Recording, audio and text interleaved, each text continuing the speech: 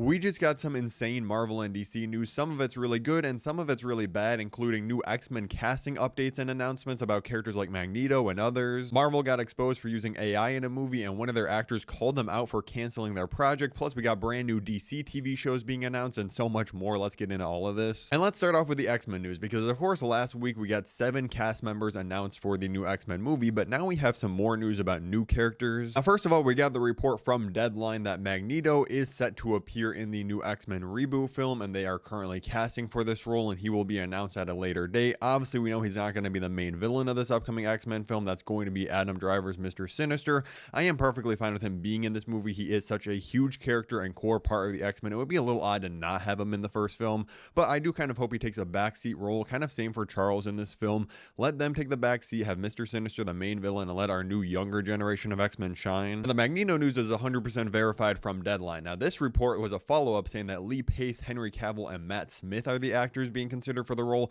This they just pulled out of thin air. It's not anywhere in the original Deadline article, and I honestly hope none of these actors are going to be cast. Like, Lee Pace is the only one I could see in the role of Magneto with the other cast members, but we have already seen him in the MCU as Ronan the Accuser. I know most people wouldn't even recognize him. I don't think any of these actors will end up being cast as Magneto, but let me know down below in the comments, who do you think they'll cast for this role?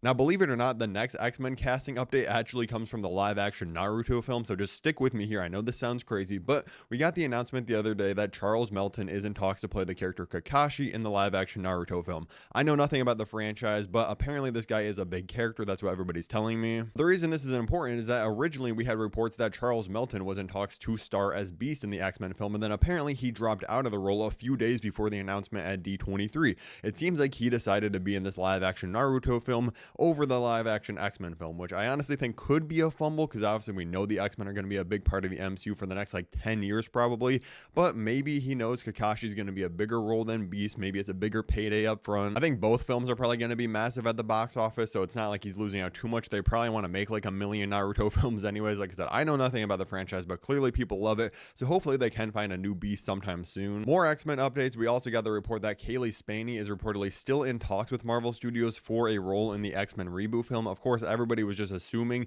that she was going to be Rogue in this movie, and they ended up going with Indy Neverready instead, which completely shocked the world. Who knows? I think she's a great actress. I would love to see her in some role in this movie. I don't know what remaining X-Men I could imagine her being, though. Imagine they just cast her as Magneto. That would be absolutely hilarious to see everybody's reaction to that, but honestly, I have no clue who she's going to play if she does end up getting cast in this film. Let's pivot over to some DC news. This one's just a quick update, but Lanterns earns 9.3 million views in its first 3 days on HBO Max, which is the biggest ever for a DC studio show, bigger than things like The Penguin and Peacemaker, and it's also a top 5 biggest opening for any HBO Max show, period, which is insane. And honestly, I think this is where DC can beat Marvel. Like, they're never going to pass them in the movie sense of making more money at the box office probably, but they have a huge advantage with the TV side of things, having HBO. Like, they've been making prestige TV shows for decades at this point, and they never really miss on their series, and now they have another brand new hit. This is going to bring a ton of new people into the DC universe for the first time, and this is why they've officially announced that yes, the Jimmy Olsen TV show that everybody's been memeing on is happening. Clearly this is only being officially greenlit because of the success of Lanterns.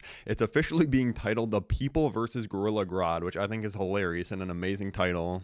It's going to be an 8-episode true crime mockumentary series coming soon to HBO Max. We know the episodes are going to be around 30 minutes long. It's going to be in a comedy style, which honestly, I think is perfect. We need things making fun of the true crime genre. Honestly, it's gotten so ridiculous. I really think the DCU can be successful going forward as long as the movies are just good enough and profitable enough. Like, if we get films like Superman that make $600 million and make a profit, that will be enough to keep this going alongside these TV shows that are seemingly big hits based on the success of Lanterns and things like Peacemaker being very popular. I think they just can't afford more Supergirl level flops going forward. Now let's shift into some of this Marvel drama because we got a lot going on, some with Spider-Man Brand New Day being called out for AI usage, and the other one is with Marvel's TV shows and one of their main actors calling them out for canceling it. So this is getting a little crazy, but let's just break it down. But first, if you haven't already, make sure you subscribe to the channel and hit that like button on the video. It really helps. So the drama here is that an art book for Spider-Man Brand New Day that shows a bunch of concept art and like behind the scenes look at the films, reveals that generative AI was used in the concept design of New York City for the film. And here's the photo. If you can't see what's wrong with it, there's a few things that are just very suspicious, like this taxi here, and there's some other things on the building that look like very obvious AI mistakes. First of all, I don't know why we can't just take a real photo of New York City, but it actually looks like this was an AI, or at least that's what they're claiming, because we have this whole long response thread from the people that actually like put together this book and worked on it, saying that no, this wasn't AI, it was actually like some Photoshop tool that people just accidentally brushed over it on. Who knows if that's true or not, honestly. Like, maybe they're just trying to do damage control after how much bad press Supergirl obviously got for using AI behind the scenes and generating Lobo. So we'll probably never know if this specific instance is generative AI or not, but it is very clear with this and the Supergirl debacle a couple weeks ago that this is becoming more and more common. Marvel just laid off thousands of their visual development team, and their guy that led the department for 16 years is now leaving the studio. So clearly they're moving a lot more towards this AI stuff. And you know me, I will always be against generative AI being in the creative space, taking creative jobs from people. It's just so pointless, and it just looks worse 99% of the time. It's making us dumber. I am against it, but I do also want to say, even if this one piece of concept art was AI generated, don't like let this ruin your entire perception of Spider-Man Brand New Day, because I see people taking this way too far. It is one concept art that has no real relation to the film. Like, the director of the film, Destin Daniel Cretton, clearly has a love for doing things very practically. On his Instagram for months leading up to the film's release, he was highlighting all the different crew making things happen behind the scene, the real artists. Like I said, it's one person that probably didn't even use generative AI, and I'm seeing people be like, oh yeah, I'm knocking this movie down in my rankings of that, which I think is absolutely insane. Like I said, I'm not trying to undermine how bad of a thing generative AI is and how terrible it is that it's replacing all these creative jobs, but when we don't even know for sure if it is or not, I feel like everybody just needs to calm down a little bit. And the sad reality is most major blockbusters in the last like 1 to 2 years have probably used it at some stage in the concept art stage that we'll just never know about, which is sad to think about. But we only learned about this Spider-Man possible one and the Supergirl one because they put out behind the scenes things that showed it. Like, most studios are just going to be smarter and hide this stuff now, and sadly we're going to have no way of knowing, which is just not good. But let's move on to some more things that have been pretty bad for Marvel in this PR department the last couple days, because Yahya Abdul-Mateen has called out Marvel Studios for canceling both Wonder Man and Blade. He says, I think the optics are obvious. If I'm a big business like Disney or Marvel, I don't want to be attached to these optics, so it should be a priority to change that narrative and to do what it takes to responsibly change that narrative with quality stories and quality resources. And of course, I know this sounds vague, but what he's referring to here is Marvel canceling 2 projects with black leads in them back to back right here. And he does go on to say that Marvel Studios says Wonder Man was canceled because it had something to do with the viewership numbers, and he says he wasn't told what those numbers were, but ultimately for whatever reason they decided it didn't make sense for business.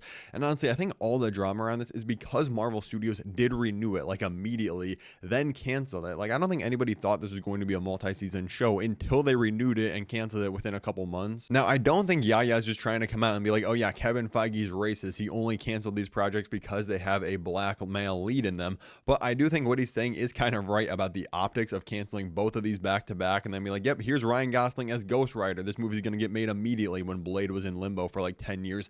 And it is just kind of hard to ignore. If you look at Doomsday, there's literally like 3 people of color in the entire cast and 3 women in the entire cast, and the entire rest of the film is literally just white dudes. So that is its own problem for Marvel Studios going forward, but I don't think you can just make this claim against them when they still have Black Panther 3 coming out in 2028 as one of their major blockbusters. And I think this was just a bad coincidence. Like, Blade has been in limbo for 10 years and they just finally confirmed it's not happening. And then Wonder Man, yeah, they probably just jumped the gun and renewed it. Maybe it did have great viewership numbers and it was critically praised. I thought it was a great series, but they're clearly deciding to scale back on TV shows. So I think it was just bad timing here. But let me know your thoughts on all this in the comments down below. Let's be nice, mature adults about this. If you want to see the list of characters I think are most likely to die in Avengers Doomsday, click the video above my head right now, and thank you so much for watching.